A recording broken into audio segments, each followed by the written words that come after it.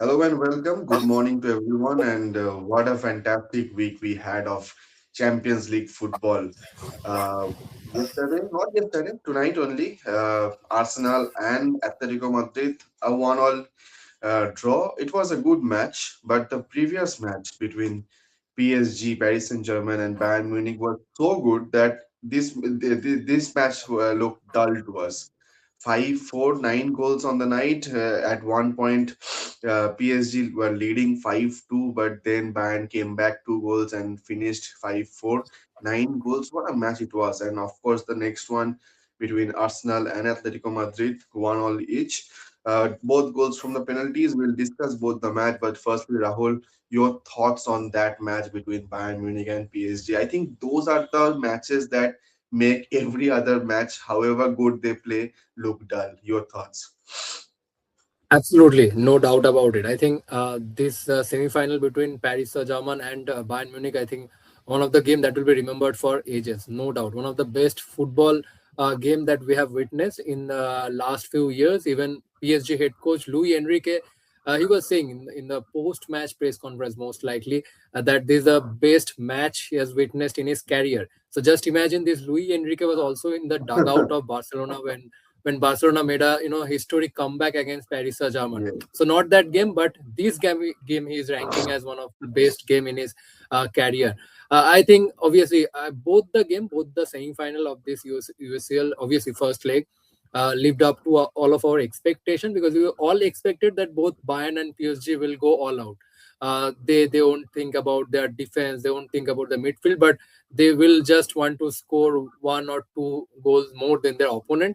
And we all expected Arsenal and Atletico, to keep their defense compact, not taking a risky approach in their attack, and just wait till the end how the game progressed. So both the games lived up to our expectation.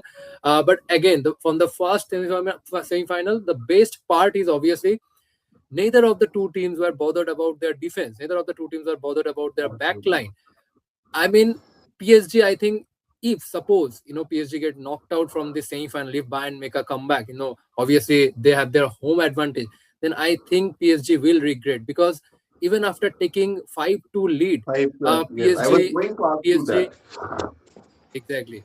I think PSG didn't take that defensive approach. So that's the best part of that game. I mean, it defined the new brand of football where coaches like Luis Enrique or coaches like Vincent Company, they always think about to score 1 or 2 goals more than their opponent. They're not bothered about their back line, not bothered about their defense. So obviously, no doubt, I think one of the best match that we have witnessed and obviously will be remembered for a long time.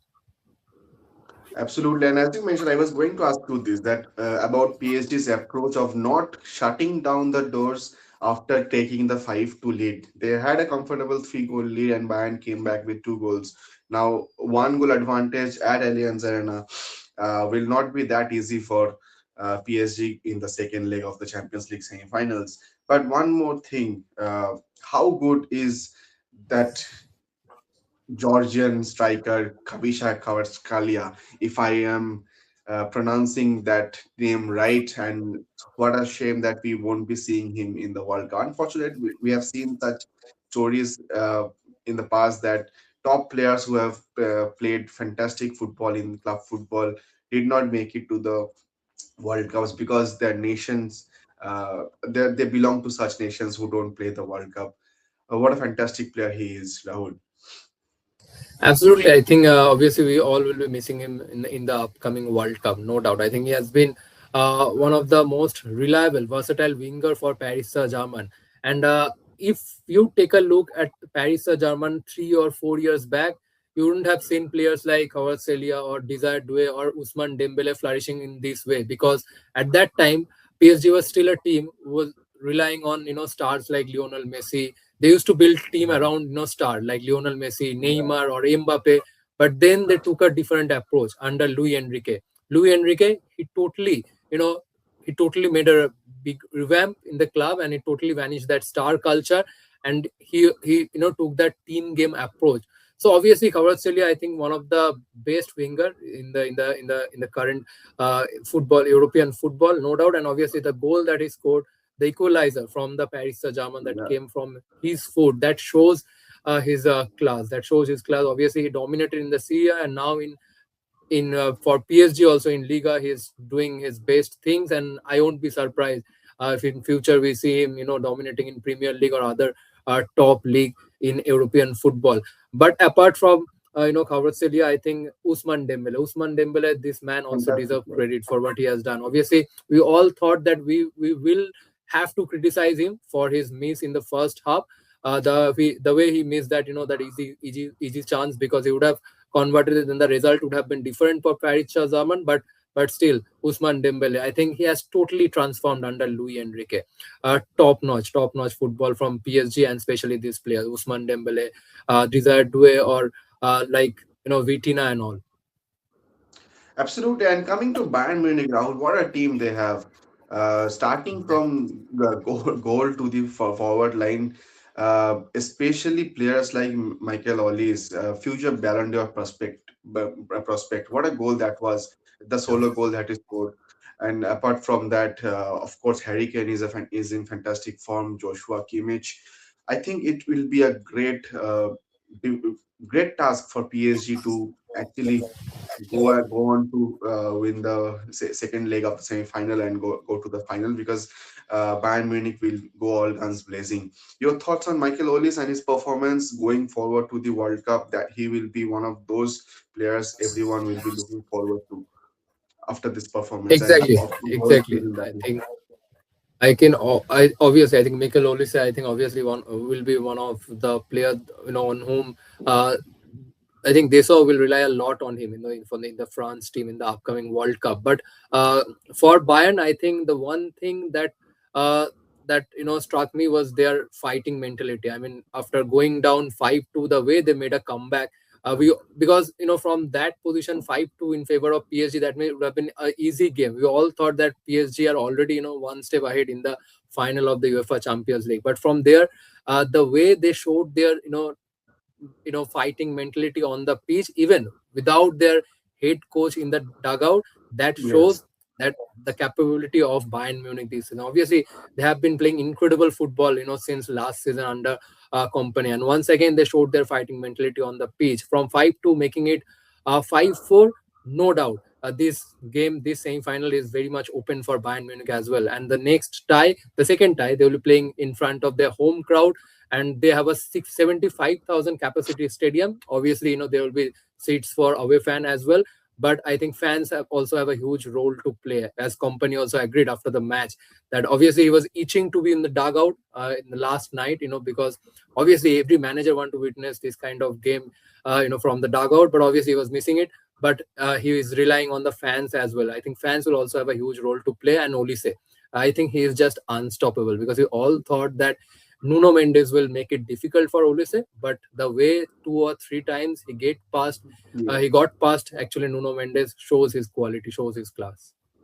Absolutely, absolutely. And before we end the show, Rahul, thoughts on the Atletico versus Arsenal match, because we had so much thing to talk about from the Bayern PSG match that we Yeah. hardly can speak about this match. But this was also a very good match. If you consider it from a neutral perspective, it had all the actions, two penalties. We had multiple chances, flying favors from the goalkeeper. We had a ball hitting the woodwork. So it also had all the actions that a good football match should have. But the previous match was so good that it was perhaps it was looking not that good. But your thoughts on this match, and who do you see going forward to the final before we end, Rahul? Talking about Arsenal Atletico Madrid, I think, yeah, it is a tale of three penalties. The first one, obviously, clear one. Gyökeres scored it Mhm. brilliantly, made no mistake. The second was bit controversial, because the ball hit, the Llorente's shot, first hit Ben White's, I think, shin. Then it was a deflect Mhm. of his shin, and then hit his hand. So obviously that was bit controversial. Obviously, the penalty was given after a VAR check, but still a lot of pundits or experts think that the penalty could have been avoided by the referee. So obviously there is a touch of controversy. But then the third penalty that was given initially, after Eze was fouled inside the box by Mhm. Hansko, Atletico Madrid defender. But then the penalty was overturned after the VAR. Now that is also a soft call, that is a Mhm. 50-50. I think if referee would have given a penalty, we wouldn't have been surprised. So obviously this clash is very much tale of three penalties. Obviously talks will be going on until the next tie. But again, I feel for Antoine Griezmann. I mean, he hit the woodwork. Obviously, this is going to be his last season, farewell season for Atletico Madrid, as he will be joining Orlando City after his stint with Atletico Madrid end this season. So I feel for Antoine Griezmann, and I think this team, Atletico Madrid, will give their all for Griezmann because Griezmann has been one of the legendary footballer for them. But again, from Arsenal perspective, I think they played really well because uh, Atletico Madrid, they are playing separate kind of football this season. Even 2 or 3 years back, they used to play Hmm. defensive football, but now they are third, in goal scoring chart after PSG and Bayern Munich. They have scored most number of goals after PSG and Bayern Munich. So that shows that this Atletico Madrid is not only they do defense, but they score goals as well. So it's never going to be easy for Arsenal in the second tie as well. I mean, even playing in front of the home fans, but I still would want Atletico Madrid to give it their all for Antoine Griezmann because neither Atletico Madrid nor Griezmann is has won a UCL. So obviously, fans will want it to for Griezmann to do it. So let's see what happens in the second tie.